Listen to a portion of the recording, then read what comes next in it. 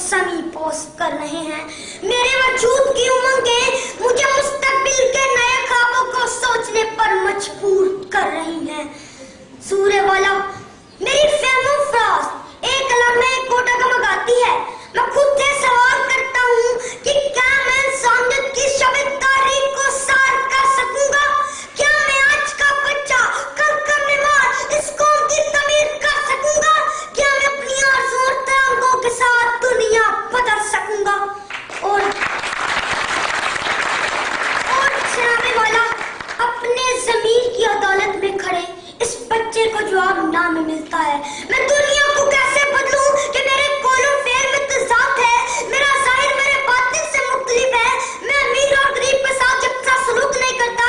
मैं गोरे को काले से मुमताज समझता हूँ। और सबसे बढ़कर ये कि जनाबे वाला मैं अल्लाह और उसके रसूल पर तवक्कुल रखने की बजाय दुनियावी